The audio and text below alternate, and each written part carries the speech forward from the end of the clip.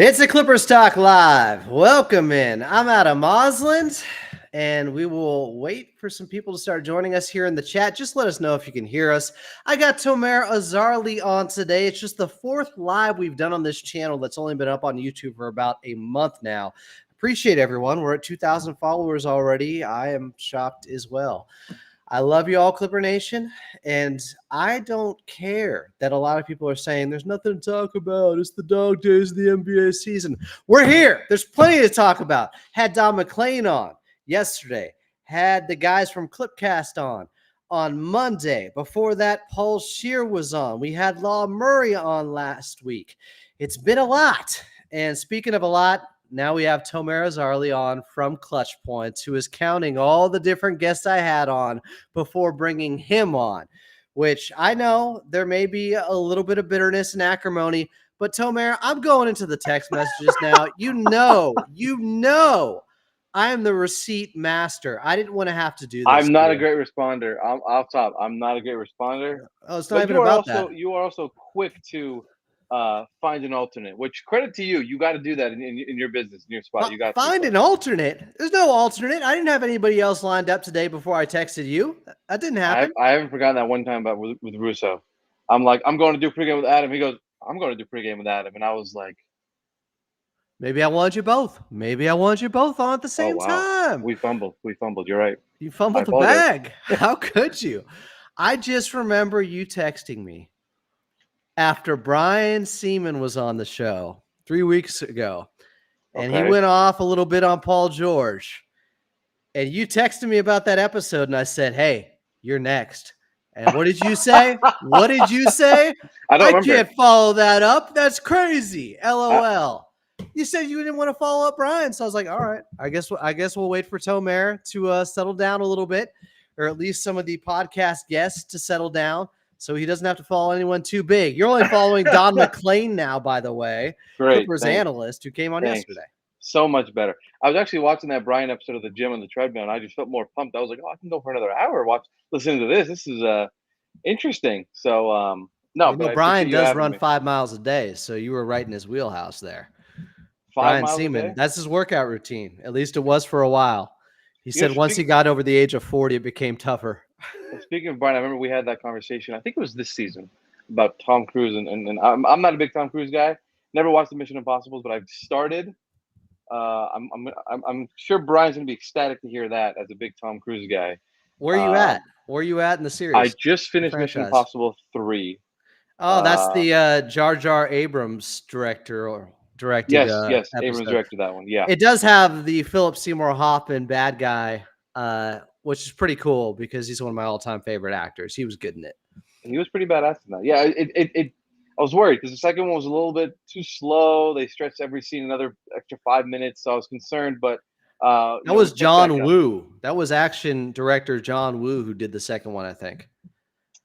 You know what? That makes sense because a lot of the fight scenes, they were kind of like some slow zoom in on some fights and certain things. So that actually makes a lot of sense now that you mentioned that. I didn't even pay attention to that. I think he did Face Off and like Sudden Death with Jean-Claude Van Damme back in the day. I think that's the John Woo I'm thinking of. But I think they get better from here. This is the real turning point when you get to the fourth one. I haven't watched many of them because I'm just not that big of an action guy. But from everything I've heard recently, because they kind of took the mantle from what were the Matt Damon ones? The Bourne series? Yeah. Yeah, well, they stopped in it's the Mission Impossible movies that are not stopping anytime soon. So they're trying to get that audience, to get that spillover. It's there. The budget's there, and the audience clearly is there. So John Wick, too. They're trying to take from him. Todd Tate wants to say, good afternoon, Adam and Terance. Yeah, get everybody in here. I don't even know how long we're going here. I forgot to ask Terance what time he needs to get out by. Just tell me, just give me the signal. Say Purple Raccoon when you need to get out at some point. Nobody will know that we were that was our little message to one another, Terance. What's your longest live? How long has that been? Last week with Law Murray, it was an hour and 55 minutes. You want to try to beat that? We could beat that. What? Okay. That is basically taking up the time that you could have been watching Mission Impossible 4. No, Mission Impossible is an evening, like, once I'm done working and everything, it's kind of like the maybe a little bit with dinner, a little bit after dinner, the wind down kind of movie. So they're 2 hours long. I think the last was like 2 hours and 6 minutes. So um, it's a while. It takes a while to get through them. I think there's one with just Jeremy Renner too that Tom Cruise is not in. Does that sound Mission familiar? Impossible. I feel like that, or maybe I'm thinking No, of a I think Bourne that's the one. Bourne Supremacy. The Oh, Bourne okay, okay. movie. He did a Bourne movie with just him. It was a solo one. Is the next one Um, called Ghost Protocol in the Mission Impossible I series? believe so. That's the one I saw on the preview yesterday. Yeah, I think that is many people's favorites. The Mission really Impossible connoisseurs, Ghost Protocol is high up on the list. So you may be entering the meat of the series now. All right. interesting. I mean, it's been good. It's been good so far. No complaints. But yeah, This is not Clippers talk so far. This is Mission Impossible talk. We can move on from that. A little bit of a tangent. As Brian Seaman is not a fan of Tom Cruise, no, I think he is. He is. He was surprised that I hadn't seen any Tom Cruise movies, and he was like, "Well, he's great. He's this and that." I'm pretty sure we had a whole debate about this. Yeah. I do have a soft spot for Tom Cruise movies, whether they're action movies or not. I like stuff like The Color of Money with Paul Newman. Now that is an all-time sequel right there. Scorsese did that. People don't even realize it's a sequel. It's a great movie. So I like Tom Cruise, Born on the 4th of July, some of his lesser-known movies. That's the Oliver Stone movie, the Vietnam one with him. How about Vanilla Sky with Tom Cruise, one of my all-time favorite movies? You lost me on those. That is, who did that one? Oh, I forget. I'll get back to it at some point. We're going too far. Cameron Crow. JMI 1324 says, you guys need to watch the show South Beach Toe, man. That show is funny as F. All the episodes are on YouTube. All right. That we're really veering off now. I don't know who's in South Beach Toe. What It are we here sounds to like a talk about reality again? series. I think we're going to talk about the Clippers now. I think we can officially start the show. I apologize, guys. We are way off track. Let's start with this. Tomer, I wrote down a few different questions, and I want to get you to give me and the audience an update regarding Kawhi Leonard, because I know we talked about this on Clips and Dip with you the last time you were on, maybe within the last month. But just how are you feeling about the situation with him not playing with Team USA and Coach Lou coming out in that ESPN article by Young Masuk, who's going to be joining me next week, I think. How you feel about the prospect of Kawhi playing, but definitely probably not playing, I don't know, back-to-backs this season. How do they manage him? What is this? The third straight year? Fourth. Fourth year, I guess, if you count the year that he missed completely. I mean, I don't think we're at all surprised that he's not going to be playing back to back. I'm not sure. I didn't read all of Ohm's piece, to be honest with Ty. I did talk to Ty this offseason. So like I hadn't specifically talked about Kawhi in his situation, but as long as he's ready for training camp, I think you can get a good start from there. I think we saw last year that it was really important for them to just establish their identity, which is a bit of a scary word around those parts. But Yeah, what was their identity? Tell me about that. Because I heard last training camp they were trying to be a top 5 defense, and they finished 17th by the end of the year. Well, the thing was, I think they ran a lot. They got into a much better conditioning shape, and they were. I mean, every practice in Hawaii that we talked to them, they were just like sweating their asses off. They got towels right there. They were just like, yeah, we ran a lot today. We ran a lot today. They said they were going to be the most well-conditioned team, I think, right? And I think they were on some level pretty well conditioned.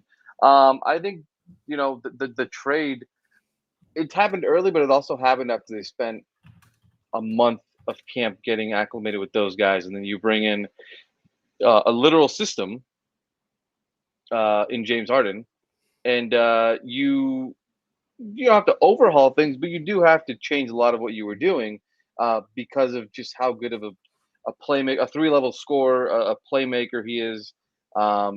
Just the gravity that he commands being out there is much different than a Russell Westbrook. And so I think on some level it completely changed some of what they were trying to do. Like I think they wanted to run a lot, and once they got James here, I don't know where they were in transition offense, but I don't think they ran that often. Their most of the transition opportunities came from Terance, it came from Russ, and that was basically it. They were pretty much a half-court team James liked to play in the half court. Kawhi and PG. And you can't blame them. But I think I just they looked this up yesterday. Those two guys finished top 2 in points for per isolation. possession in isolation. Yeah, they were. Kawhi and James Harden. When you look at guys that at least had 200 possessions in isolation. Yeah, they were the best among the best by far at just scoring out of isolations or creating for their teammates or whatever. So no, but going back to the Kawhi thing, like I think as long as he's ready for training camp, you can establish your base principles because this is a much different team. It's not like you're bringing back the same team from the last couple of years, so you kind of know each other. You're bringing back Derek. You're bringing Derek Jones Jr. Brand new system.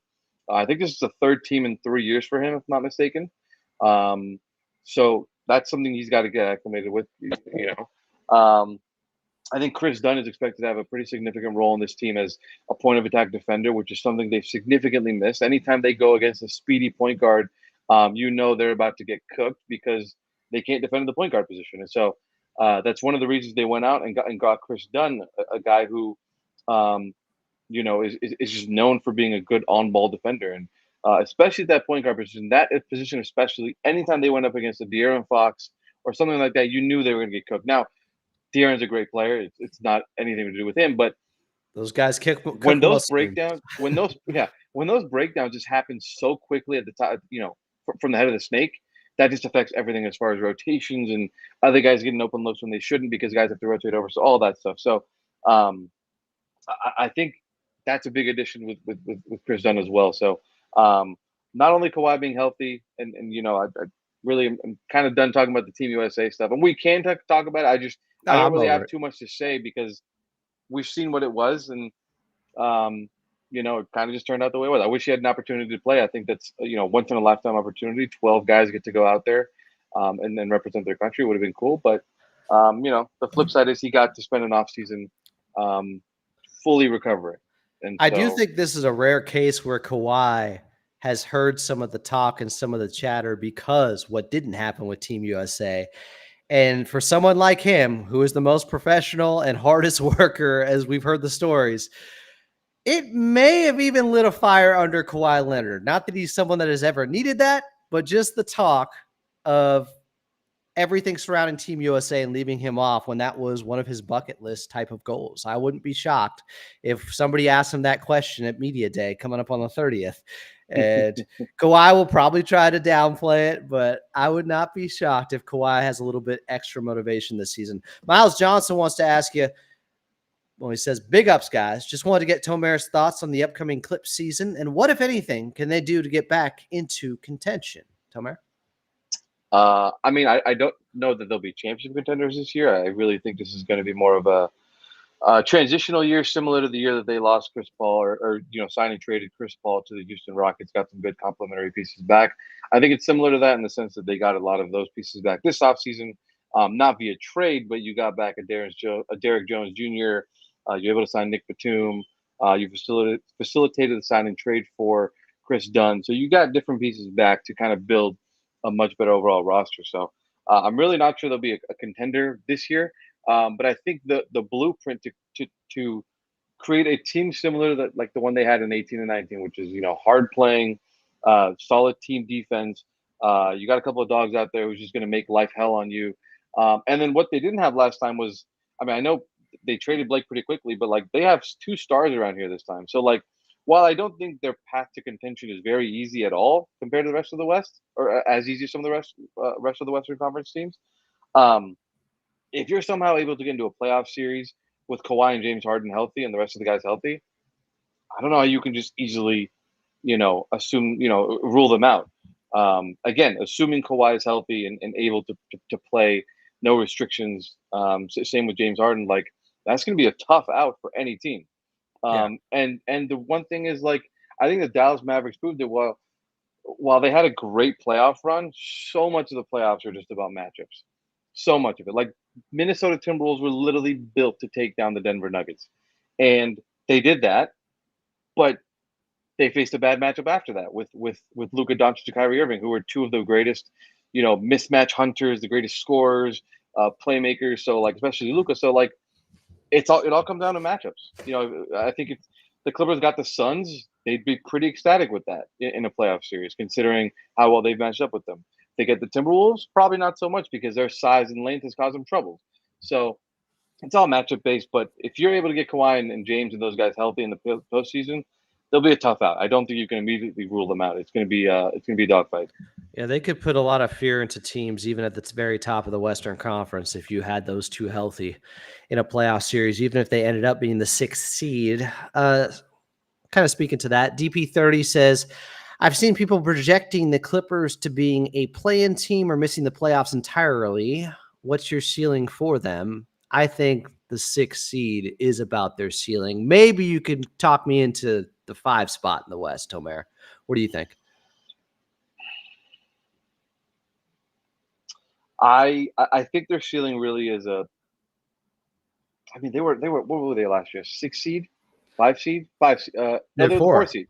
They were the 4. They had home 51 court. wins, 4 seed. I think I could, if they somehow stay healthy, they could easily be a 5, 6, 7 seed. Like I think playing is the easiest answer because you have to give yourself a 20 to 25 game buffer that Kawhi is very likely going to miss. They have, what was the count? 16 back to backs, 15 back to backs. So if you're already just ruling him out of one of those games, That's you have 66 to, games. yeah. And so you're already down to 66. And then you have to consider some of the, I think they have some 5 and 7s throughout the year. So, do you want to play him in both halves of those? There's probably a game in the middle where you can give him 3 days rest. So it's all sorts of different things. So um, anywhere from 5 to 7, maybe even 8 makes sense, assuming Kawhi and James can give you 60, 64, 62 games, something like that. But yeah, it really just depends on those two. If especially Kawhi, because I think James likes to play. He'll play through injuries. Not that Kawhi doesn't like to play, but it's just he's got things that you can't really play with. Like James will struggle shooting, play through a shoulder injury, but struggle shooting. If you got a knee inflammation, you can't play on that, as we've seen. So anywhere from 5 to 7 or 8 makes sense, I think. John A is the best wants to know, could Mo Bamba with a full training camp with James Harden have a similar effect as James Harden had with Zoo, Tomer? I mean, I think Mo Bamba at this point is probably more of he's a decent rim protector as far as the block shots go. I think he's probably good as a kind of floor spacing 5. I think he shot, I want to say, like 38% from 3 last year with the Sixers.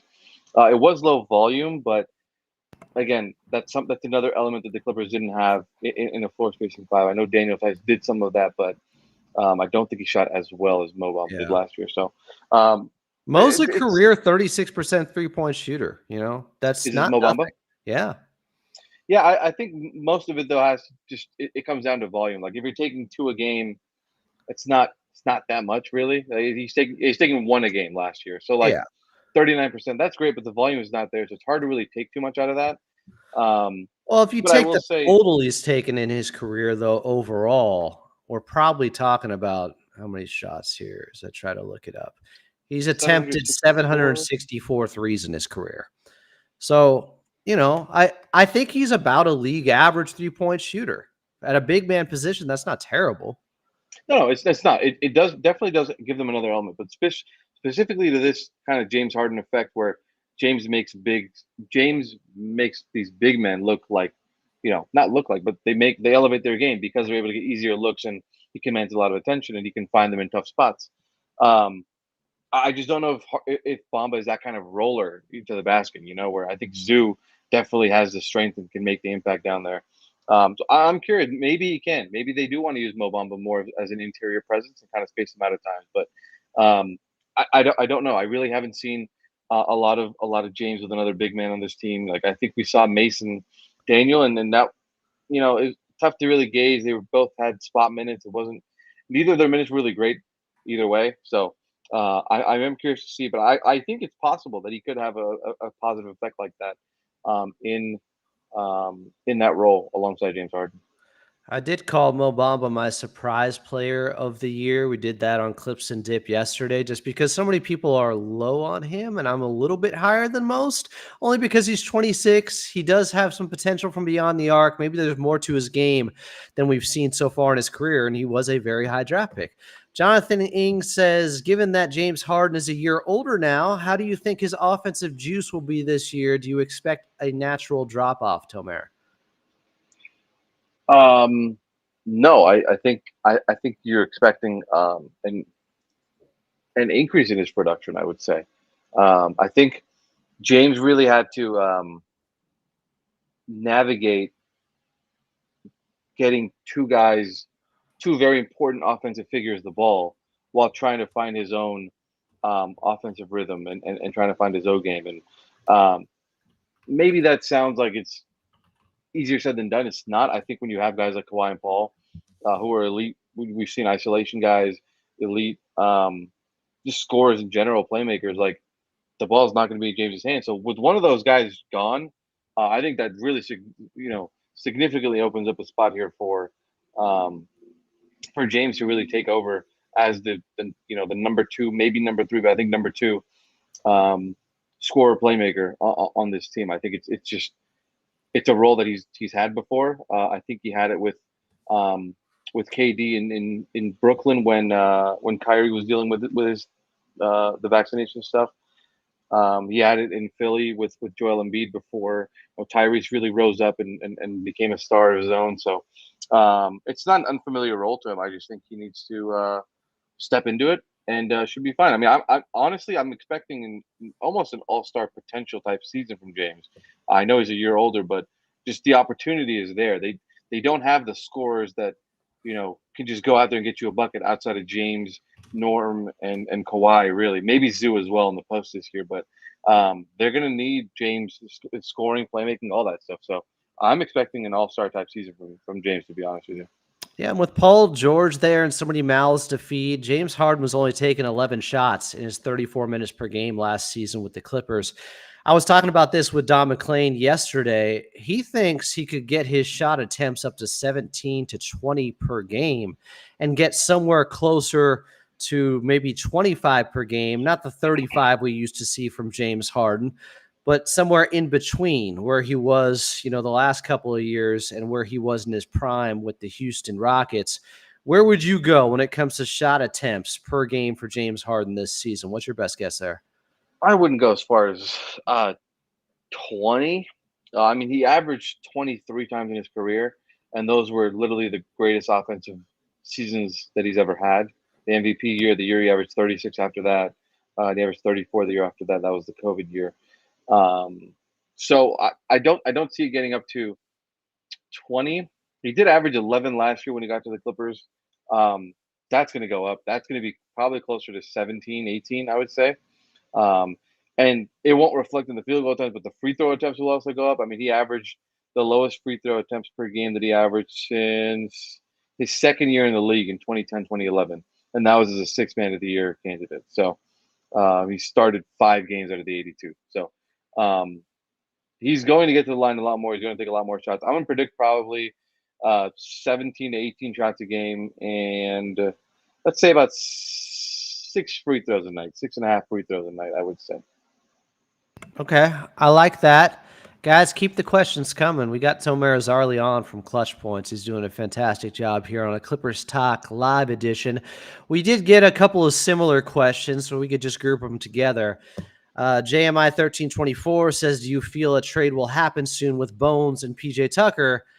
And then someone asked, Optimus Prime 1213, who's the power forward they should get for PJ Tucker? Which is like, dude, who do you think they're going to get for PJ Tucker at this point? He's 38 now. Zion Williams. Yeah. Like, Zion Williams. Who are these power forwards teams are just trying to get rid of? Because I'm pretty sure at this point, Tomer, correct me if I'm wrong, but if the Clippers had a trade available for PJ Tucker where they got something decent back, it would have been made by now.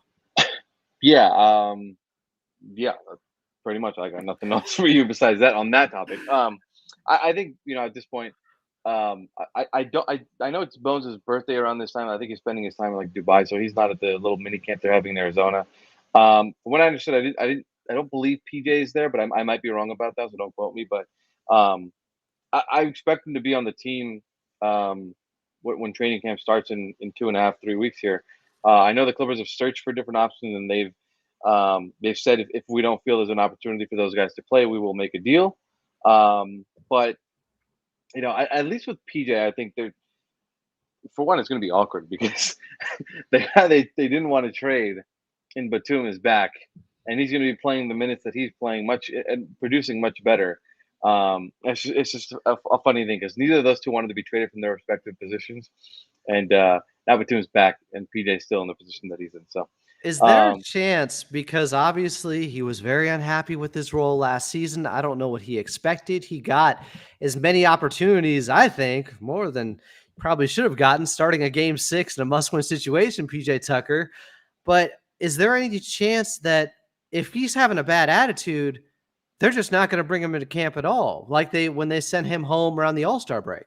yeah, I mean it's possible, but I also think it's possible that they don't bring him at all. But I also think that at this stage they're clearly trying not to. He's not going to take a buyout, and they're not just going to. I mean, maybe they'll outright waive him, but they're not going to waive and stretch him to where his deal kind of stays on their cap sheet for what is it, 3 years? I believe it's double the years plus one, so 3 years. Um, there's no point in doing that. If you can't find a trade for him, you might as well either write it out or just waive him outright, take the cap hit this year, and move on. So. Optimus Prime 1213 wants to follow up. Do you think Bruce Brown will be a perfect fit? I guess. Yeah, I'm I mean, sure they're just going to be able to get him for PJ Tucker from Toronto. I'm sure they're willing to do that. they're going to have to attach something to get him there. I mean, Bruce it actually would be a pretty solid fit. Bruce and Sure, for a lot of teams. someone like Dorian Finney-Smith. Well, I think also like teams asking prices are really high right now. Like I'm pretty sure the Nets were asking for 2 first-round picks last year for Dorian Finney-Smith, and Tim McMahon was on a podcast the other day, and he was like, "They're not getting that for DFS."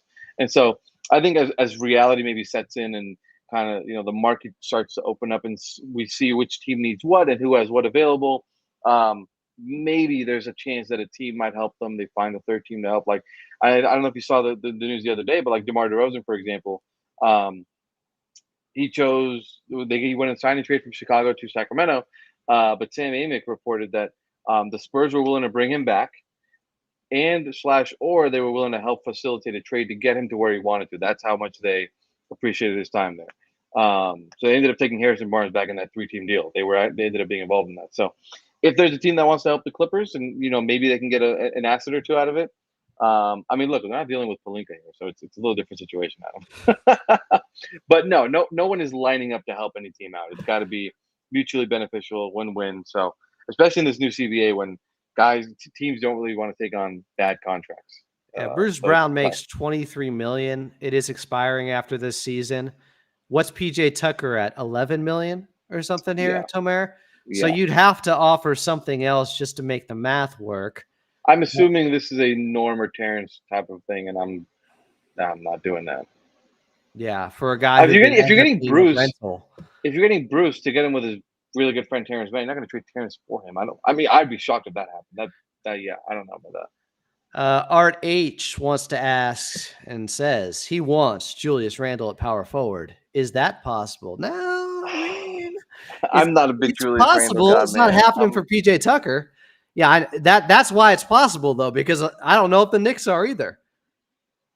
I mean, he might be their missing piece. Honestly, I think so? they lack some physicality and they do need a big. I still think they need a center. But if they were to trade Julius Randle, they'd be down to Mitchell Robinson and Jericho Sims. That's not enough. You do need something. If you're going to trade Randle, you're going to get a big back of some sort. So that's fair. I don't think they need to trade Randle necessarily. I think he may not be their number 1 or number 2 option on this team, but that's okay. If your goal is to win a championship, none of that should matter. You should just go out there, do what your team needs you to do. Especially when you saw how well they did last year, they probably would have made the conference finals had they not just completely broken down. Brunson's broken hands and everything. So Yeah, I think that he might just be the piece they need. He's another one though that just needs to stay healthy. Once they get to the postseason, they'll be okay. I don't see him as a fit for the Clippers, honestly. Um, but I know some people are enamored with the idea of potentially getting Julius Randle. It could be interesting. If you're strictly just saying, "Oh, we need a four, let's go get Julius Randle," like I don't think that's the right thing to do. Because if you trade for Julius Randle, you're not winning a championship this year, in my opinion. You're not one That of the doesn't top move the contenders. needle.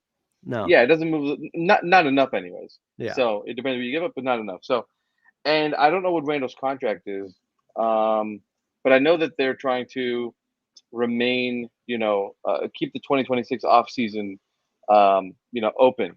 And he's signed. He's a player option for that year.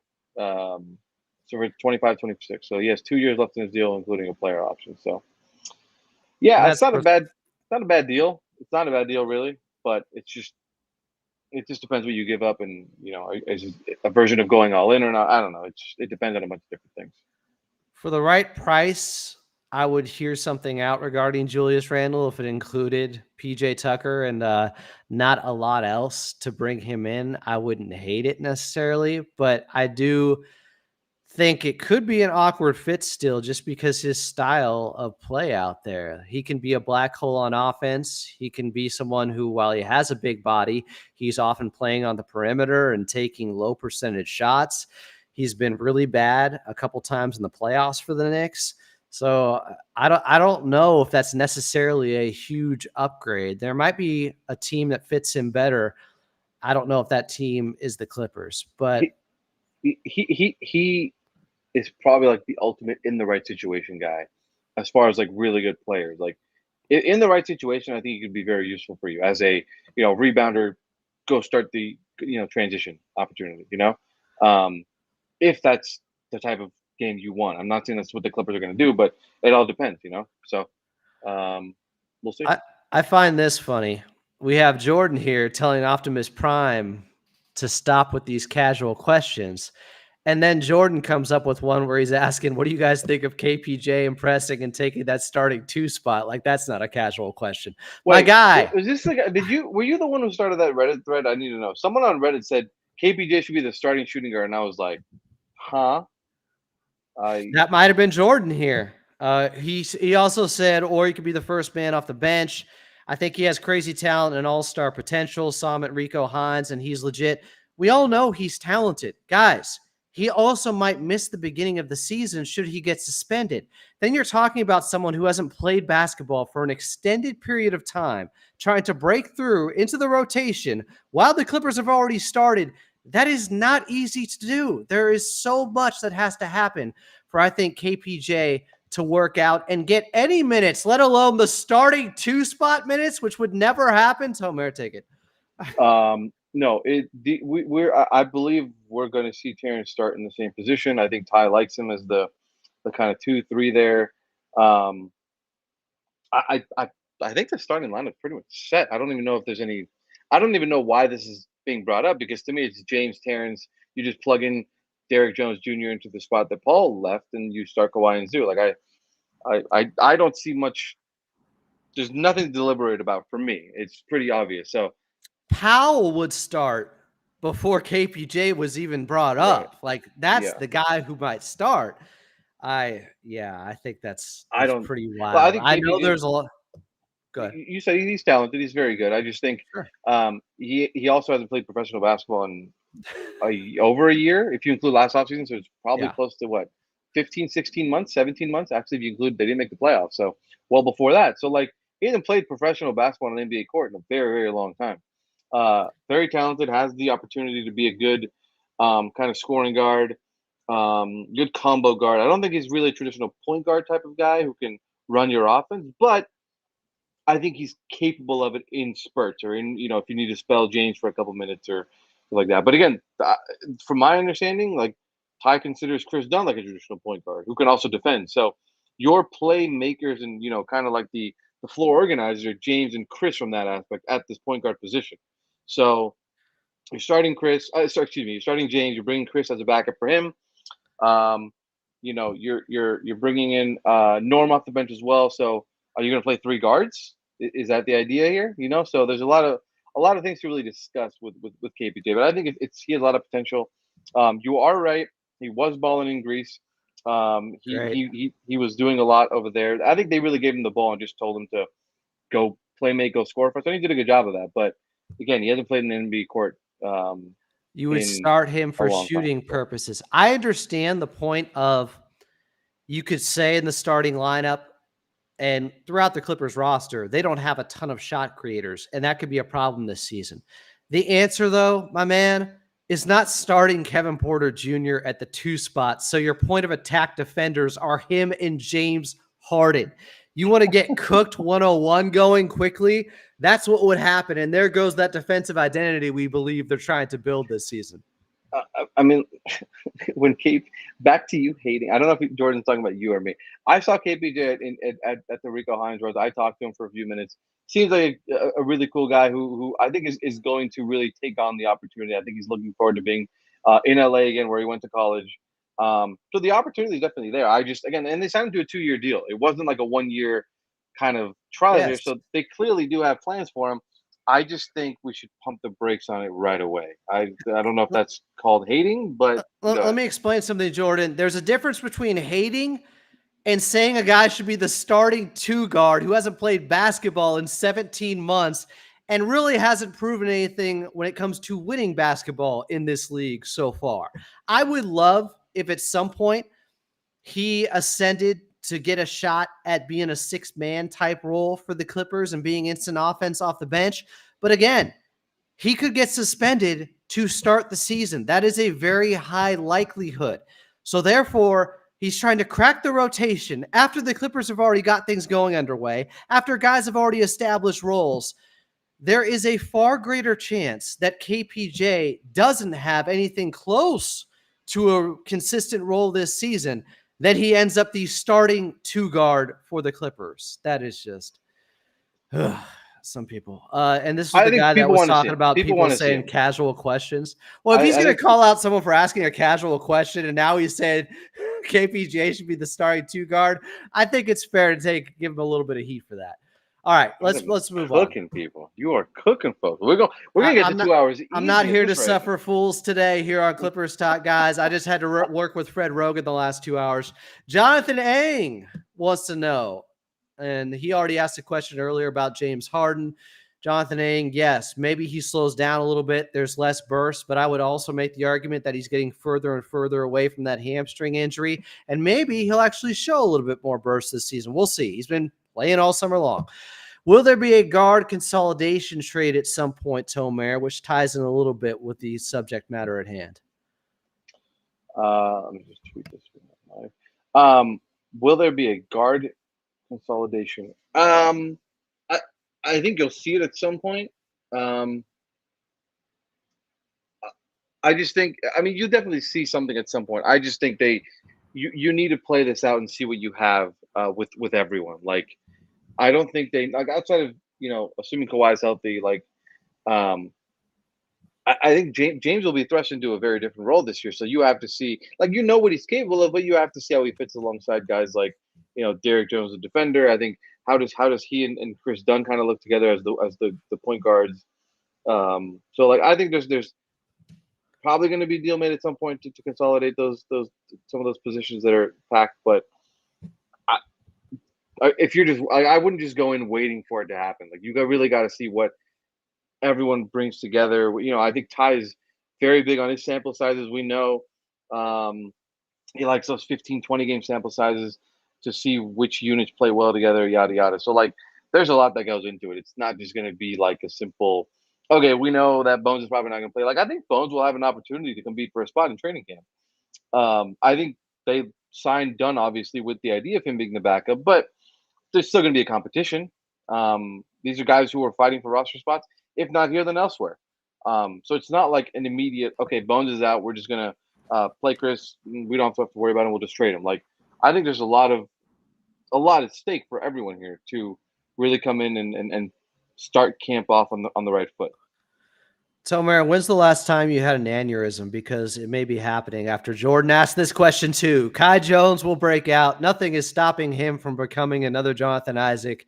He is a freak athlete and has a motor. Guys, the amount of players that come into the NBA that are freak athletes that end up not squashing a grape in the league is pretty high. It is very difficult to stay as one of the 450 best players in the world. I am rooting hard for Kai Jones. I do think he has potential. He also has averaged a 2-2 so far in the NBA, and let's just pump the brakes a little bit, Tomer. I mean, I get why fans are excited about the potential, but um, he's still on a two-way. There's a lot that needs to happen for him to get there. Um, but I again, another guy that I saw at the runs this summer and got a chance to speak with him, and he looked really bouncy, looked really good, making a lot of good defensive plays, finishing on the basket, moving well. So the potential's certainly there, but he's just another guy who, like KPJ, just hasn't played basketball in forever, for one reason or another. So um, again, it's not. I don't think it's hate or anything like that, but just it's more of a pump the brakes until we see what this team has, what they have. Like these guys are going to be in developmental, in the development kind of squad for a minute here. I don't know if they're playing the G League. I think Kai will, but like they're going to need to get back into G League shape first, and then you move up from there. If you like what you see, so it's not a hate thing. It's just there's a lot that's left to see before we could just say, all right, we're going to play them in the big leagues. It's a being realistic thing. We've watched these players. We know who they are. And you can't just say a guy can easily just turn into Jonathan Isaac. That's not an easy thing to do. Here's a more honest question, a realistic one. Where would you expect Terance Mann to improve in his game and take a leap given his contract situation, Tomer? This comes from Jonathan Ing. Everywhere. I don't think he's mastered any part of his game. So like and how old is he? He's 28 now, I think. 27. Oh, he'll turn 28 in a month. Yeah, when the season starts. So, this is really his prime here. Like, there's still stuff that he has to work on. I mean, I know that he's really been trying to perfect that, the mid-range jumper, the little step back that he likes in the painted area, about the 10, 12, 13, 14 footer. I think the three-point shot, he's definitely going to need to be a more willing shooter this year, than years prior. And I know he understands that. He knows that. So, and I don't even know if it's a contract situation thing. Like, I think he wants to stay here. He signed multiple contracts to stay here. The Clippers want him here. It's just a matter of coming to a number that makes sense as far as the CBA, as far as what's fair to him, as far as competitive offers from around the league that he may have. So, I think that's really just what it comes down to. It's not like the contract situation is weighing over him. I don't think and he has to improve in one area or another, and it's a type of pressure. Like I think he needs to improve, period, because that's what he needs to do at this age. They need him to do more. He's showed some stellar defense on Luka in the playoffs. Probably defended them the best outside of maybe Jaylen Brown. But again, there's still room to grow in that area. There's a lot of room to grow for him. So I think that the what's the Jordan line? The ceiling is the roof with Terance, and there's no ceiling or cap on it. He needs to improve everywhere, and it's not like the contract situation is weighing on him at all. Do you think, because at one point I couldn't fathom I Terance. also wouldn't be surprised if the deal is done before the season starts, a new deal with him. So again, it's not like I'm not reporting anything here, but there are negotiations happening all the time. Lawrence told us in Vegas that Zoo and Terance, they were having conversations with their representation, and they wanted to keep them both. So it's not like it's not going to happen, or it is for sure going to happen. Like it's not something that's weighing over them. I wouldn't be surprised if it happened by training camp or by the season opener, but you never know. It's not like something that's weighing over him though. Yeah, I wouldn't be surprised either. It's Terance Mann. He has been with the Clippers and is a part of their DNA and their culture, and he was brought in for that reason. Someone with a little more seasoning, 4 years at Florida State, says and does all the right things for this organization, is very available, and is a great ambassador for the Clippers. And there was a time I would have thought there's no chance he could ever leave the team. But I do think there's a little bit of a door open only because of this, Tomer. Tell me what you think. Mm-hmm. When they brought in Derrick Jones Jr., I'm not saying you don't want wings or that's a bad position to be duplicitous at or redundant at. It's not. But it does give you a little bit more insurance if they couldn't figure things out with Terance Mann, to have someone like that, if they couldn't come to a contract agreement. I'm hoping they do. I think they will. But there was a time where I would have said there's no way he ever leaves after they didn't trade him for Fred VanVleet, after they didn't include him for James Harden. Now I think, I'm not saying he's expendable by any means, but there's a little bit more of a possibility maybe. Um, I think I don't like the whole. I think people, and it's not a you thing. I think in general people talk about players as if they're just assets that can be moved, and you replace one with another, and in some form that is a reality. But I think there's a huge human element that a lot of fans do not take into consideration um with trades and stuff like that. So, um, sure, I think you wanted Derrick Jones, one, because he was available in your price range. Two, he's super talented. Still, I want to say like 28 years old, if I'm not mistaken. 27. 27. So he's Terrance's age. Will turn 28 in February. So, um, yeah, there's a lot of potential there. I don't know if I'd go as far as to say he's a replacement, but I'm not saying replacement. I don't think they want to replace him. I'm saying possible insurance. You look at the deal he just got. I think that, I think it's a fair deal. And this is a guy who earned it and he was playing on minimums for a while. But his skill set is similar in some ways to Terance, with being able to guard point of attack, multiple positions. His three-point shooting definitely needs to improve. Some of what we saw in the playoffs last year from Derrick Jones Jr. needs to continue. And that's the biggest thing. Yeah, that's the biggest thing for me is that Terance I think he's shot 40% from three, or close to 40% from three last couple of years. Like, he's become a knockdown shooter. Well, he's gotten off to slow starts the last 2 years. He ended up shooting 35% overall last season, but he was at 44%. Wow. From the time the calendar turned into 2024, he shot 44% from that point on and shot 45% in the series against Dallas. So he turned things around. He was so abysmal to start the year, as you know. He's had some slow starts shooting-wise, Tomer. He also came off an ankle injury in training camp that I think really set him back. I think he missed the first 5 or 6 games, I want to say. So, yeah, 39 last year, or 2 years ago, 35 last year, and then close to, he's at 44 after the calendar, after the 2024 itself. Yeah, in 2024, he shot 44%. Yeah, he can still grow. That number can still get a lot better. They're going to ask him to do more of that, so I think he can get a lot more. Maybe he is insurance for, maybe Derrick Jones is a form of insurance, but I envision them playing together. So from that perspective, like, I don't know if it's a possibility, but I think they really just want to put as many good, 3-and-D type guys around Kawhi and James, so they don't have to do the heavy lifting defensively and offensively. They can mostly just, try to create for others offensively. Defensively, we can throw Derrick Jones and Terance Mann and Nick Batum and Chris Dunn on some of those guys, and Zoo even on the big guys, and know that you're going to be okay. I think last year they not only didn't have those pieces, they were also old as hell. They were an old team. And so they got younger, and then the Clippers are going to rely on those younger guys for the energy. Last year, I think it was hard to come by because you had a lot of the older guys. This year, I mean, Terance has got to come and bring it. Derrick's got to come in and bring it. Chris as well, defensively, got to come in and bring it.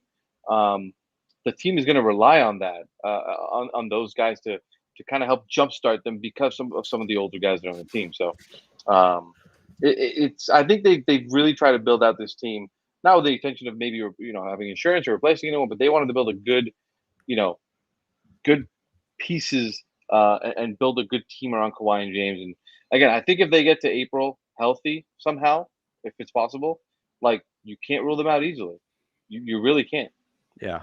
And I do want to be clear. I think something will hopefully get done with Terance Mann. I want him here. There was You're an a hater, interesting... Adam. You're a hater. It's that simple.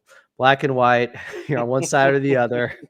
No nuance, no context, no gray area. I'm just saying, he did have a comment last season talking about tabling discussions, and it was one of the few times I've ever seen Terance Mann look a little bit slightly irritated. So if things were so far apart that they couldn't get a deal to come together, I'm just saying. Just to give some context, I did talk to him about that. I don't think it came from the sense of, like, they were upset that a number wasn't here, a number there. It just didn't make sense for him to agree on one then last year anyways. Like, okay, it was a big opportunity for Terance to finally be kind of the starting 2/3, whatever you want to call him. Big opportunity for him to finally be a starter last year.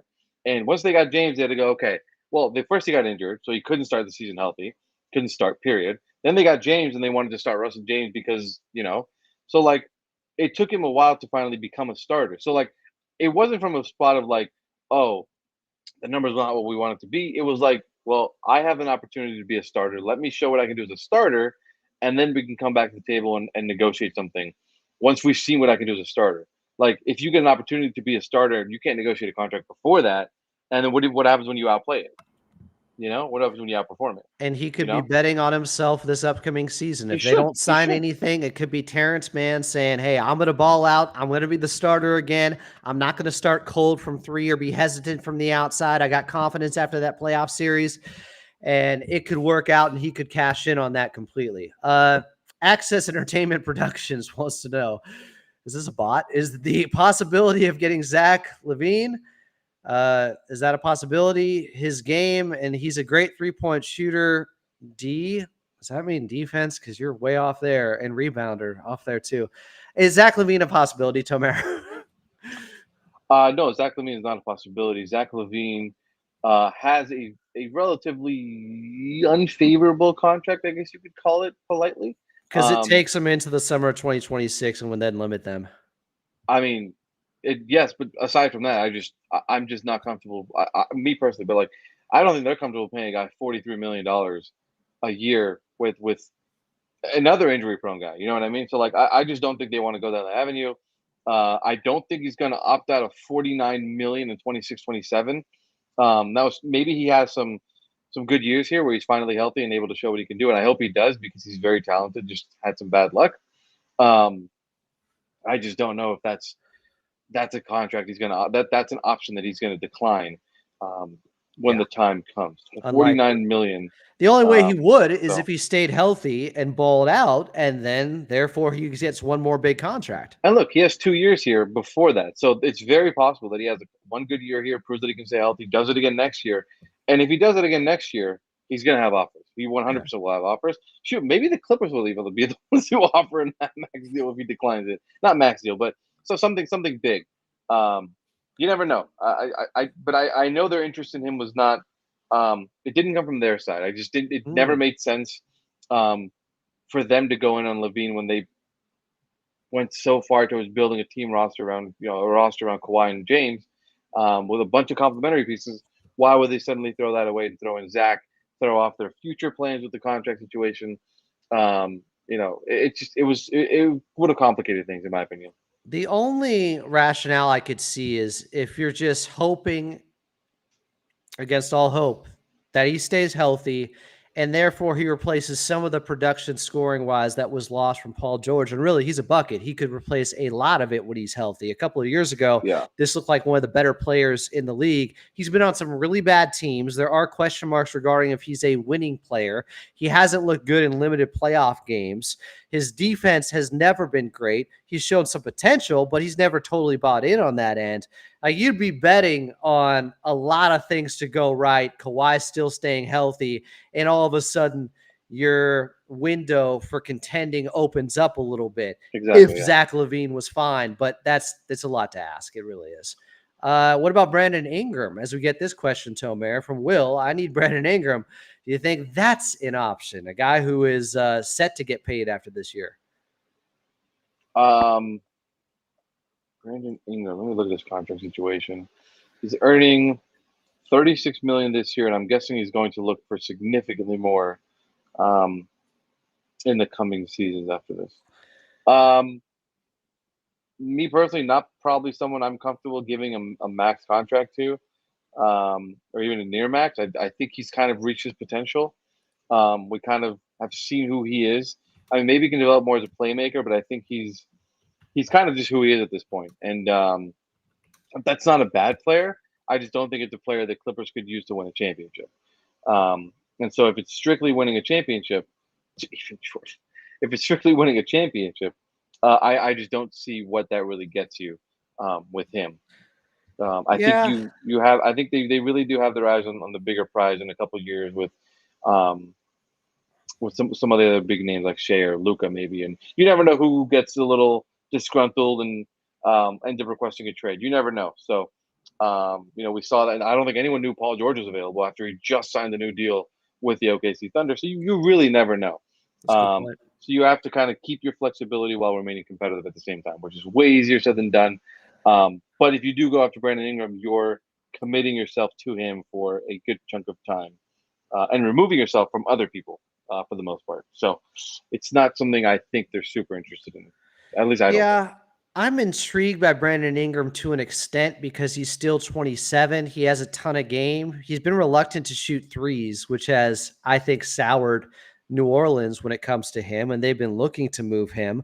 But everybody knows you're going to have to pay him or else he's just a rental after this season. And he would significantly change the dynamic of the Clippers offense because he can be a ball stopper. Often he gets into his bag. He's a very good player. He's been an all-star, but he has limitations out there. Could he still get better because he's so young? Yeah, but I'm with you. That limits you from so many other possibilities down the line for a guy that still has a lot of question marks at this point. Let's see. Who else do we got here? This is coming from Clips or Die. Do Clippers currently have 16 contracts? Do they have to cut someone before the season starts to get down to 15? This is a good question for Tomer because I sure as hell don't know it. Give me 2 seconds. I'll pull it up. But I can stall while Tomer has. They have 15. Kawhi, James, Norm, Zoo, PJ, Terrence, Derek, Chris, Nico, Bones, Amir, Kobe, Kevin Porter Jr., Mo Bamba, Max Christie. It's 15. So they have 15 contracts signed. They do have the two-way guys, I believe, are Trenton Flowers, Jordan Miller, and I want to say Kai Jones, I believe. I think he got an exhibit. Did he get a training camp? I don't remember what he got. I think it's a training camp invite, so that last two-way is still up for grabs. So last two-way is still up for grabs. That means Kai, I believe it's Ray J. Dennis, right. Elijah Harkless, and there's one other guy that I'm forgetting. I remember they signed him last month, but no, they have 15 roster spots taken. They don't have 16. They just have one two-way spot open because as of right now, it's just Trenton Flowers and Jordan Miller. So no, they don't have 16. Here's another question from Jordan. We don't exclude anyone. What teams in the West can you see doing stuff at the trade deadline? Maybe they had a disappointing season or outdid expectations. Maybe like the Spurs, they added another piece because they see their ceiling is higher and Wemby's going for the MVP this season and they really want to compete. I guess that's a possibility. I look at them as like a play-in type of team right now after they brought in CP3 and you mentioned Harrison Barnes. And just if you look at Wemby's production in the advanced numbers, if they just play him regular minutes this year, that really changes everything because they babied him so much his rookie season. I think they needed to on some level just because it's. Oh, no, I was fine with it. I'm just saying, if he gets 34 minutes a game all of a sudden, that dramatically increases their win percentage. Yeah, so it's that he will play if he plays regular minutes, which Pop doesn't do normally, but if he plays 34 minutes, that's one thing. But two, they finally have a competent point guard. And that's not a shot at anyone. I just think they have younger guys who haven't figured out how to be a floor general at that position. Trey Jones tried. I think he did a solid job. They got Devontae Graham was more of a scorer. So now you finally get Chris Paul, who is probably the greatest floor general of all time, maybe top 3, with Isaiah Thomas and those guys. So, I think there's so much potential for that team. They probably won't be a championship contender, but I will be there no matter what for every one of Wemby's games. League Pass legends. I will be there for that. I think the teams in the West. What do you look at with a team like Houston? Because I saw some rumors out there that if there was a team that would be willing to make a move for Kawhi Leonard, and I don't think the Clippers have any intention of trading him, it would have to be such an overwhelming, spectacular Godfather trade package. Because I talked about this yesterday with C&D. I don't know if you agree with this, Tomer, but I think they look at Kawhi as more than just what he does when he's available on the court, but he's also symbolic of being the real first big name guy, at least since Bill Walton, to come to the Clippers, the LA Clippers, and make them a destination franchise. And that alone is so meaningful for them to cross that milestone, then I think it would take a lot for them to give up on Kawhi, even if there was a couple of first-round picks included in a trade package for him, which I think is unlikely right now anyways because of his injury history. But how do you feel about that? I mean, I think they've had a great partnership and collaboration since they've gotten here. I think, um, they've, you know, from the max contract when he was injured to taking the kind of pay cut that he did last year, um, everything just seems to be them trending in the same direction. Um, that the partnership is going well. So like, if the Clippers decided that they want to blow this up and they don't think um, this is going to work, or maybe they have an offer that they can't refuse, then they probably approach him and say, "Hey, look, this is what we have on the table. Does that interest you?" Um, but I really think they signed Kawhi to have him kind of ride it out here. Um, Yeah. Trades are definitely always open. You never know when um, something like that will present itself. But He doesn't have a no trade clause, right? There's like two guys in the league, and they're LeBron and Bradley Beal. yeah, so like I think they signed him to have him stay here. Hopefully till he retires. It's definitely a different situation than Paul because I know they wanted to keep him here, but um, from a basketball perspective, there was nothing. I think when you combine everything, like Kawhi was willing to take a pay cut that Paul wasn't, and so I think if Paul was willing to take that, they would have kept him here for sure, 100%. Um, so Kawhi has kind of just collaborated with them to make stuff happen, take less than he could have to make things work and to stay here. So like everything from that perspective is like okay, um, their their relationship's good. So if they ever want to trade him, I think they'll have to cross that bridge together. I don't think it's anything that you know they'll just do out of nowhere and say, "Hey, we have a trade for this guy." You know what I mean? It's not a Blake Griffin situation. Yeah. So Kawhi to me is a legacy player and just represents how far this Clippers franchise has come in so many ways. I think it would take a lot for that to change. Other teams that could make a move, I could see, I think Zach Lowe brought this up the other day. If things didn't go well with Milwaukee, with Doc Rivers, with Dame, if Chris Middleton couldn't stay healthy, he could be on the trading block. They'd be getting pennies on the dollar if it's under those circumstances where he couldn't stay healthy because I think his contract's also up after this season.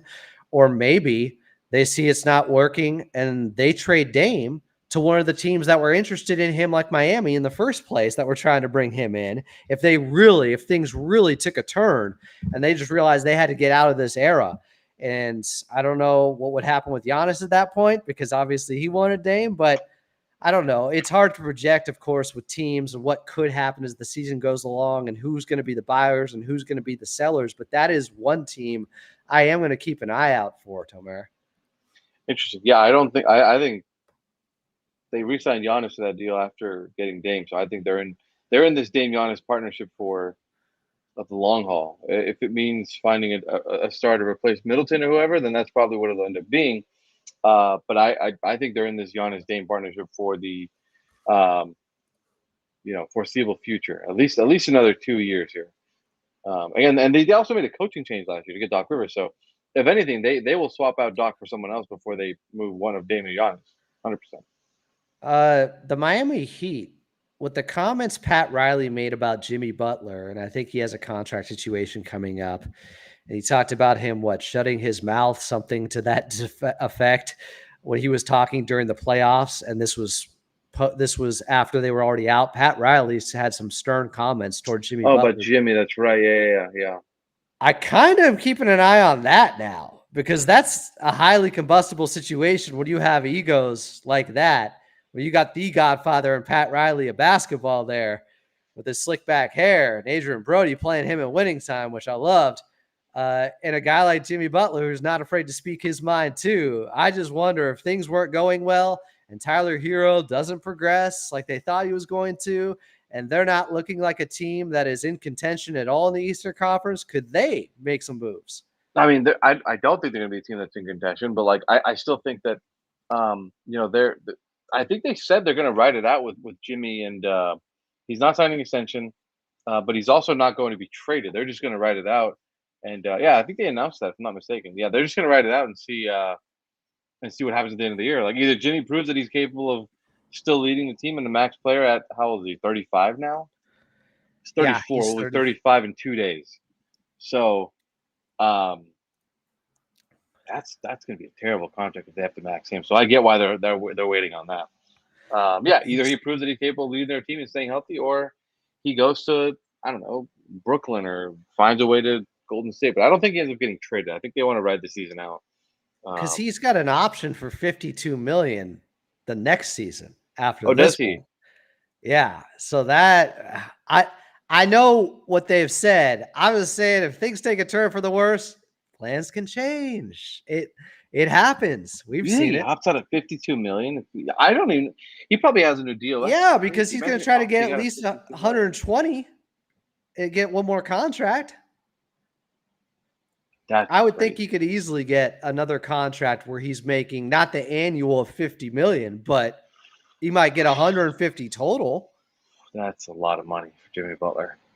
I, I'm a big Jimmy Butler fan, but that's a lot of money for Jimmy Butler. he's one of the better players the last 5 years. When he's available, how many games has he played? Yeah, but his playoff performances, that is what people look at and go, oh, playoff riser, Jimmy Butler. He is good in the playoff, but he played. He didn't even play last postseason. He's got injury issues. I'm not saying that isn't a concern.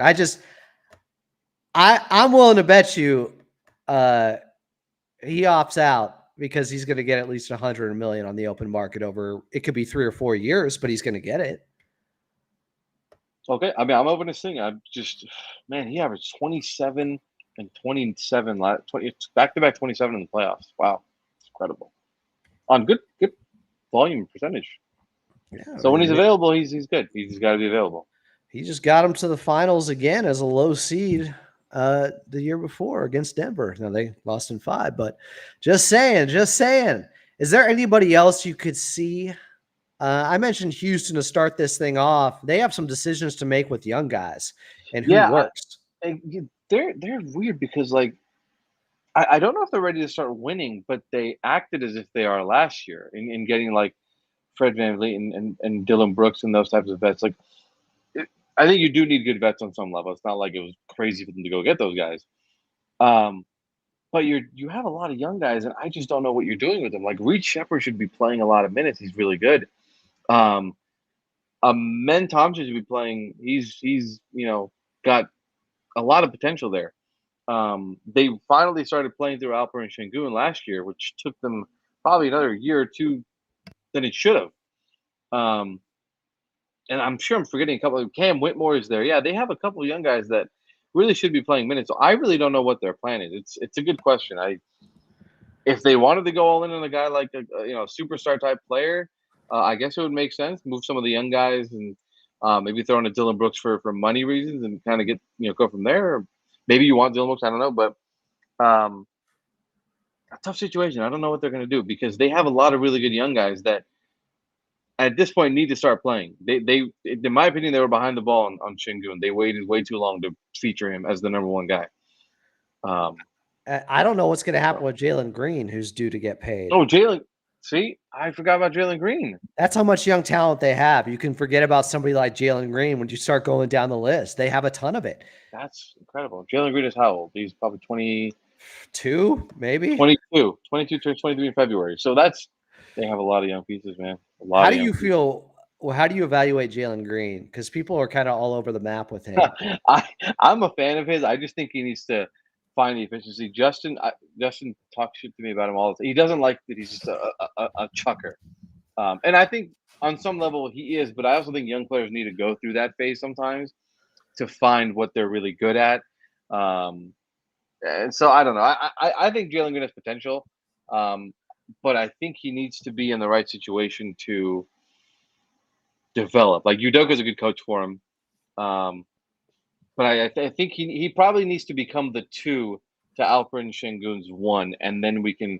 And once he takes on that role, I know young players really want to be number ones and showcase their skills and get paid. Once they do that, I think then once the pecking order starts to kind of develop, we'll see the development really show. But I think he's really talented. He's really good.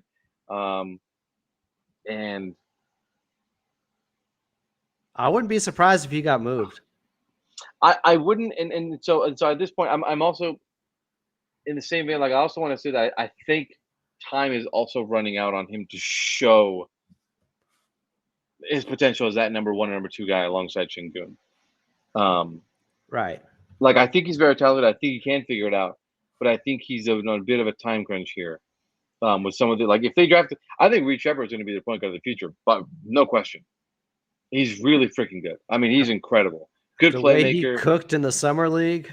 Yeah, I mean, and I don't think he'll have an issue really doing that in the big leagues because he's got the quickness and the kind of finesse to beat around the size and some of the physicality stuff. But like, if Jalen doesn't figure it out, yeah, I mean, I think you're right. I think on some level they probably will end up moving him if they don't see what they need to see. 100%. Yeah, I'm going to be watching that situation. And I think the Houston Rockets are also going to be close standings watching wise next to the Clippers all season long. And that's a team they also play 4 times out of the division. Houston is one of those teams for them. I could see them jockeying for position of trying to stay out of the play-in or around 7, 8, 9, somewhere in there where they're just fighting all year long with the Houston Rockets, who I think they're going to be tough, but they do have some things to figure out when it comes to roles, rotations. They have so much young talent, but you have to find that chemistry and mesh as well. Micah Ross asked a pretty general question. What pieces should we get in order to win the championship this upcoming season? Should get 50-piece nuggets from McDonald's, and then maybe another 50-piece from somewhere else. I don't know where. No, I think we talked about this at the top. I don't think they're a piece, like a single piece away. Like, even if they get a Julius Randle, this probably doesn't make him a championship contender. This is going to be more of a retooling bridge kind of year into hopefully what is more. But again, if they're healthy, assuming they're somehow healthy at the end of the year, I don't think you can rule them out of anything because of just how good Kawhi is in the postseason. If they somehow overachieve, though, and around the trade deadline, they're a top 4, top 5 team in the West, and they look like, and Kawhi's healthy and going on one of those runs like he had last year, most efficient player over 30 games ever, then maybe they do a little bit of moving and shaking. I don't know. Maybe it's possible that they see, oh, we can open up the window if the right trade piece and acquisition to open up from another team. I mean, it's possible. I think there's going to be a lot of context that needs to be applied to that. A lot would have to go right for them to be in contention for a top 4 seed. Yes. A lot. So, it's possible. Again, I think they have a really solid team. I just think star power wins you a lot of games some nights. I think when they got James last year, I think obviously they went on that losing streak, but like, there were a lot of games they were winning strictly off talent. They weren't playing well offensively, but they had the better individual one-on-one scoring talent that it didn't freaking matter some nights. And then when they got tired and kind of gassed and maybe a little injured in March, it showed. So there's a lot that goes into it. It's, more than just, are they a 1-4 seed?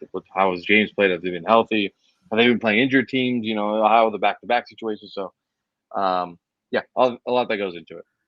As we wind down here, Tomer, as I want to get set for Thursday Night Football, I wanted to ask you about Ivica Zubac and that new contract. Is that about what you expected? And what range of centers do you have him in? We went through all of them, myself and Lucas Han. No, Han, don't call him Han. Adam, you dumbass. And at best, he could be 10th, but he's in the mix with guys like Miles Turner, Isaiah Hartenstein. You could make arguments for those guys being better than Ivica Zubac. I could push back against some of those, but he's somewhere to me around 10 and 15. He's within there, a slightly above average center, I'd say, in the league. Where do you have him? Yeah, I actually want to find the tweet where that guy said he was 26th. Oh, that was crazy. That was insane. That was casual stuff. That was way, way off. Yeah, okay. Actually, he doesn't have the whole list. Out of bounds.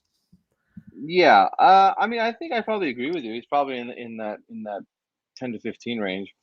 I'm trying to pull up the centers from last year, stat wise, but Joel Embiid, Nikola Jokic, Anthony Davis, Bam Adebayo, Karl-Anthony Towns probably is where I'm, this is playoffs only. I wouldn't even Hold on. call Carl Anthony Towns a center right now because he has Rudy Gobert next to him, Yeah. Like, I think he's probably in that 10 range. Like I think the only player I can say is probably better than him is maybe Kristaps Porzingis. I think I'd have Porzingis probably has a Kristaps case. over him. I would definitely have Kristaps over him. I'm factoring in a lot as far as like how easy it is to plug and play him, availability, stuff like that. Is Vucevic better than him? No, because his rim protection's awful. People will say he is because he's had his best game ever against the Clippers, a couple of them. So there's bias there. Yeah, Embiid, Jokic, Wemby, Şengün, AD, Porzingis, AD, Sabonis, Bam, Miles Turner. Yeah, that's probably the range. I think I'd take Zoo over Miles Turner, honestly. Ooh, that's Zoo's been the best rim protector in the league twice since he's been a Clipper. Number one rim protection within 6 feet of the rim. But I think Miles has also been solid, but he has the shooting aspect, which gives him significant. I mean, you can see him make like 6 threes a game. That's a game changer. He's also gotten way more opportunities than Ivica Zubac ever has. I will agree with that. That's very true. Very true. But it's a debate. I don't think there's a right or wrong answer. Both are really good. I agree. But he's definitely in that range. Yeah, he's not wherever that dude's at 26 or whatever. But I also don't think he's top 10. He might have a chance to creep into the top 12, kind of top 10 area, if he has a big year, which I think he is primed to have a big year. The new contract kind of proves they believe in him, and then they love the growth they've seen the last couple of years. So, I think we're definitely in store for a potential big year from Zoo, 100%. Final question from Clips or Die. Who do the Clippers go after in free agency in 2026, if that is in fact the plan? You brought up a couple of names there, the two biggest being Shai Gilgeous-Alexander and Luka Doncic. Jason Tatum is no longer going to be available then because he's gotten his new deal. And to be honest, both those guys we talked about could have contract extensions by then too, and are going to be really hard to pry away from their current situations with SGA and Luka. Like, that's not easy to do. Yeah. So looking at the list here, based off of the annual value, so Damian Lillard has a player option, Joel has a player option, LeBron is unrestricted, Bradley Beal is a player option. Jimmy, I don't know if LeBron's going to be in the league then. Well, probably not. Dame might not be either. Luka, Levine is an option. Oof, that's a lot of really good. I mean, I envision a lot of these guys probably re-signing with their teams. That's the tough part. You really got to see who ends up signing with re-signing with their teams or signing their max extension with their teams. I don't know. It's really tough. I think in an ideal world, you right the wrongs of 2019 and bring back Shai Gilgeous-Alexander. Am I crazy to think that there's a better chance they get SGA back if he actually wins the championship with OKC first? Because therefore he's done his part. He took care of the small market team that traded for him, and he can go wherever he wants. Well, I think that's accurate. That's the Kawhi. Wasn't the Kawhi thing essentially that he won a championship, and everyone thought, okay, he finished it. He can go home happy now. And LeBron in Cleveland, he fulfilled his promise. Then he could leave. I think it could be the same thing with SGA. Or he could say, we still have 10 more first-round picks, and I'm in the best situation possible, and I'm going to stay, and we're going to go back-to-back. I mean, I think he seems like a guy that, like, loyalty is big to him. And so I think he also doesn't – I know he's big in the fast game and everything, but he's a very low-key person. He doesn't – I don't think he needs to be in the limelight like that. I'm not entirely sure he likes it. And so I think where did he go to school? Kentucky, right? Mm-hmm. Yeah, 1 year. Yeah. He might be a guy who's content with their situation, competing for a championship. He's built a lot of camaraderie with some of those guys. And so I think it'll be hard to pull him out of that situation. I think there's a better chance that Luka would come to LA because it just wasn't working in Dallas. Let's say they if he's going anywhere, he's going to Denver with Jokic One of those two Well, is I going don't to know go if to they can City. pull it off though. They just re-signed Jamal Murray now. If Denver hears Luka say, "I want to play with Jokic," you don't think they'll do whatever the hell it takes to get Luka to play alongside Jokic? You're saying Dallas would just agree then we're going to trade him because we know he's leaving anyways, type thing. I mean, if they knew, I don't see how you could let someone walk, for nothing. Yeah. Not a player of his caliber. That's a fair point. That's a fair point. Those two. One of those two, either Jokic is going to Dallas, or Luka is going to Denver.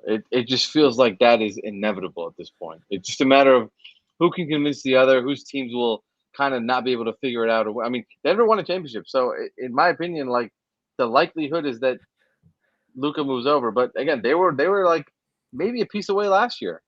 They probably had a good little playoff bracket set up for them, but they were not that far off last year. I think Boston was just by far the better team, but like not that far away. So, if the Mavs win one, then it's like, all right, I don't know what the hell's going to happen. Both these guys have won. Both these guys want to play with each other. I don't know what happens. Basically, there's far too much in flux to know anything. Clips or Die does say, I would love SGA back. You're the one, man. Nobody else wants him. You're the one. I think yes, we'd all want SGA back, dude.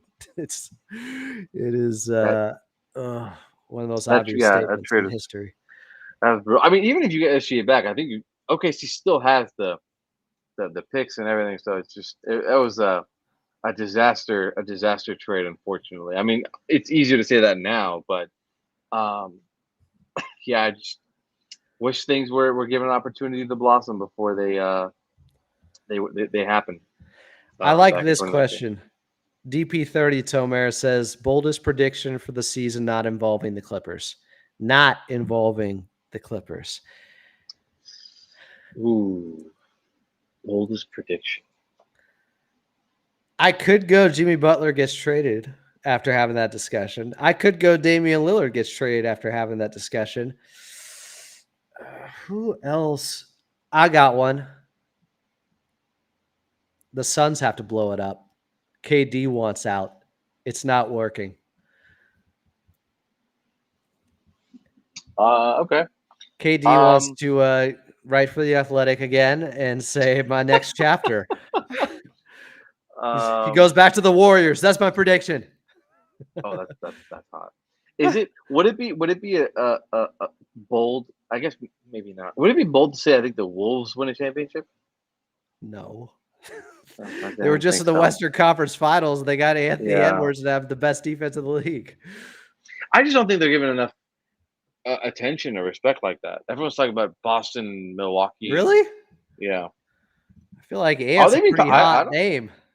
I don't think anyone talks about it. Okay. Hit his head on the damn backboard. That will get people's attention.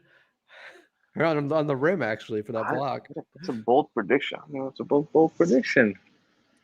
How about the Spurs are a top 4 seed? The Spurs will not be a top 4 seed. That would make it a bold prediction. But I don't even believe. I have something I believe. I can't just throw something out there. All right. Unless you want me to just throw something out there. No. I mean, just make it hot, but you have some level of belief in it. This is tough. Let's go with LeBron wants out. Let's go with I think I need to look at the standings before I say this. Oh, come on. You're being way too analytical with this. It ain't that serious, bro. It ain't that deep. It ain't that serious? I could see things being a disaster with LeBron. I don't think he'd leave Bronny, though. Yeah. Okay. How? Oh man, I don't like this. I think I'm just gonna throw it out there. I think the Pistons have a chance to make the playoffs. I'm just gonna say that. I don't know. What? Playoffs? That. Top 6 seed? Top 6 seed? Well, it could be as a 7 or 8. It could be as a 7 or 8. That's play in. Yeah, you're saying through the play in into the playoffs? Yes. Okay. Yes. Is That's that so too is wild. that too technical? No, that's hot. I like it. I like I'm it. gonna say that. Why not? I don't know how. That may be a little too bold. That may be a little too bold. I may have gone way too far the other way. That's tangy. That's Um, bold. yeah. Look, Uh, Marvin Bagley's going to average 20 and 15. I get you. all right, I'll give you a second one if that's too crazy. Okay. I think the Orlando Magic reached the conference finals. How's that? Ooh, I like Let's that. just go with I that. like that. That's right. That's right in the sweet spot where I could Yeah, not too possibly crazy. see it happening. Yeah. But other people would also doubt it. So that's a perfect take. Ooh, very good. That's why he's crazy. Tomer Azarly. That's who he is. That's what he does. And where you find him would be with Clutch Points. Check him out on X at TOMERAZARLY. We had some catching up to do after I had this channel for a month and didn't bring Tomer on. You got a little bit jelly, got a little bit hurt. Little feelings bit. were had. What? Come on. You said you didn't want to follow Brian Seaman. I wanted you after Brian Seaman, man. I wanted you early on. Then I got flooded with better late than never. That's fine. Better late than never. We appreciate all you guys in the chat, even the ones that were just arguing with each other the entire time. That's what chats are for. I get it. Look, the Paul George stuff is still very fresh, and those wounds, there could be some salt in them by the time the next Podcast P episode comes out, and he keeps talking about the situation. They finished their Podcast P for a while, so they actually just wrapped up their second season. So we are Podcast P free for the time being. Ooh, that's probably for the best. Oh, I have one more question for you. I'm going up north this weekend to visit the great Ralph Lawler. Going to do a sit-down interview in Bend, Oregon. Wow. What should I ask Ralph, Tomer? That's even tougher than the bold predictions question. Oh, my God. Oh, by the way, Edmundo Carino has his bold prediction. Norman Powell wins Sixth Man of the Year. I don't know if it's that bold. He was top 5 last year. I respect it. I just don't think it's that bold. Yeah. He should have been top 3. He scored the most points off the bench in the NBA last year. And if you guys want to get in on this, what I should ask Ralph this weekend, the interview will probably be out maybe late next week. It might take some time because we're going to have like 3 cameras. We're going to do the Matrix effect. It's going to be very professional. Wow. This guy went all out for it. Oh, my Doing goodness. it right. It's Ralph Lawler. I got to. Not going to do a little Zoom interview with Ralph. What is this, Tomer Azarly? Respect. I'm playing. I guess maybe ask him if he misses being on the sideline for every single game and following the team as closely as he did for 90,000 years. And holding the microphone like I am doing the entire time. Yeah, I mean, definitely tell him hello, obviously. But yeah, just I guess does he miss the everyday, the camaraderie, the excitement that those games bring? Those type of moments. I remember, like, I'm pretty sure. I don't even know when he retired. What's your best Ralph Lawler moment? I know you've talked to him. I know you watched him forever. Like, what do you remember most about Ralph or a special call to you? A lot of people cite the Shamet 3. That was a big time bingo, I believe. I think it might have been the Crawford to Blake Griffin alley-oop. In Boston, yeah, those two. I think. I think it was definitely the one of the Lob the Jams. Oh! It was definitely. One of them was definitely the Milos behind the back pass to DJ for the dunk, where Ralph kind of just cuts out and goes, "Oh, what a pass!" It just cuts out what he was saying. "Oh, what a pass!" So I think that was pretty fun. But no, it's hard to pick one out of so many fun highlights. Fun. The Shaman one was definitely a big one, big moment, big call. So I try to pick one, but yeah. All right. Well, I'll send him your love, as everyone else is showing love now here. I will ask this question because I just reread his book, Bingo, 40 Years in the NBA. And I didn't see him answer this question in there. Why did he always rely on a mic instead of a headset? DP30 wants to know that. DP, I'll ask him on Saturday when I see him. I will. That's a good Just question. give it He's some probably just time. old school. That's probably why. But I'm curious to hear it from his perspective. Um, That's Interesting. That's still, a good one. yeah, the Price is Right microphone. We didn't see that from anybody else in the NBA but Ralph Lawler. Is that golden microphone still there? It is, right? You tell me. I don't know. Yeah, I'm not sure about that. All right. Love you guys. Love Tomer Azarly. Tomer, it was good catching up, and I love your work. And what's coming up? What should people be waiting for and anticipating to read from Clutchpoints and yourself? Damn. Nothing too crazy right now. I'm trying to just catch up with some of the guys. Hopefully put some maybe like an off-season, preseason type of little piece there. I also I spoke to some of the Darius Miles and Quentin Richardson. Did a little thing with them. That's probably going to be out soon. Yep. And then I also what was it? Anything else I have in the pipeline?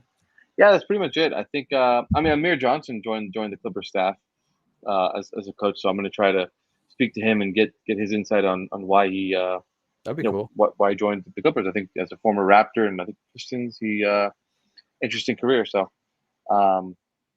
ask him about the PG situation. Ask who about? Oh, Ralph. Okay, gotcha.